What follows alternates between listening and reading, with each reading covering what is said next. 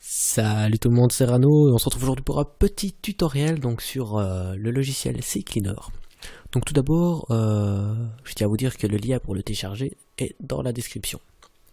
Ensuite, à quoi sert CCleaner? Eh bien c'est tout simple, il vous permet de supprimer les fichiers temporaires de votre ordinateur. Donc on va commencer tout de suite par le lancer pendant que je vous explique quels sont les fichiers temporaires. Donc ici on voit fichiers temporaires, etc.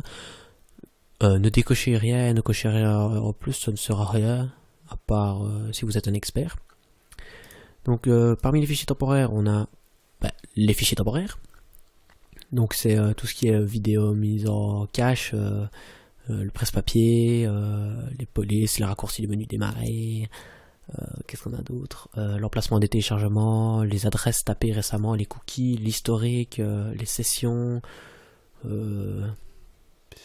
l'icône de site web qu'on voit là. Franchement, il y a plein de petits trucs comme ça.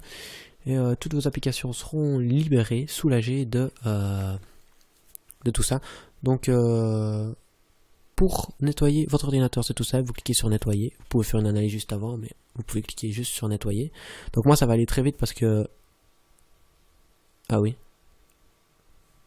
J'avais Google Chrome d'ouvert. Donc moi, ça va aller très vite parce que je viens de faire une vidéo juste avant qui a totalement foiré. Hein, je vous le dis.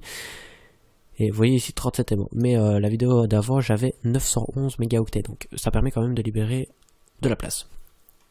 Alors qu'est-ce qu'on peut faire d'autre avec CCleaner? On peut nettoyer son registre. Donc je l'ai fait aussi. Normalement si je fais chercher erreur, il n'y en aura pas.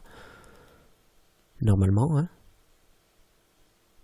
Voilà, donc aucune erreur trouvée. Donc une fois que vous avez fait chercher les erreurs et qu'il y en a, vous faites ici corriger les erreurs sélectionnées. Ensuite, on va vous demander de créer un dossier de registre. Donc c'est un dossier qui vous permettra de remettre les erreurs que vous avez supprimées si ça se passe mal. Donc vous le créez, vous trouvez un dossier dans lequel les mettre. Et ensuite vous faites OK et vous faites corriger toutes les erreurs sélectionnées. Et voilà, les erreurs seront corrigées. Ensuite on a outils. Donc dans outils on peut faire des installations de programmes. Donc classique, on clique, désinstaller, renommer l'entrée, effacer l'entrée. C'est très classique. Démarrage, donc ici c'est tout ce qui démarre au démarrage et tout ce qui ne démarre pas. Donc ce sont les programmes qui devraient démarrer au démarrage mais vous ne voulez pas. Donc voilà, par exemple ici on voit Desura, j'ai mis non, Steam, j'ai mis non, Spotify, j'ai mis non, enfin voilà.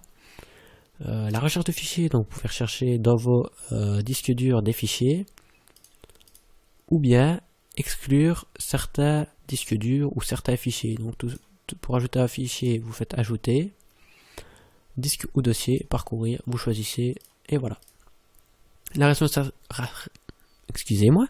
restauration de système, ça permet de revenir à un programme préinstallé ou préalablement installé, enfin que vous avez installé avant, quoi, au cas où le programme vous cause des soucis. Ensuite, l'effaceur de disques vous permet d'effacer des disques. Dans les options, je ne changerai rien si j'étais vous, sauf si vous êtes un expert bien entendu, mais j'ai jamais trouvé l'utilité de changer quelque chose. Sauf si évidemment vous êtes trompé dans la langue, vous pouvez changer la langue. Donc on a vraiment plein de langues. Ici par exemple on a le galicien, perso-alizar, rexistro, enfin je sais pas trop ce qui se passe. Je vais remettre en français. Hop. Et voilà. J'espère que ce petit tutoriel vous aura plu, qui vous servira. Et je vous dis à la prochaine. Allez, ciao tout le monde.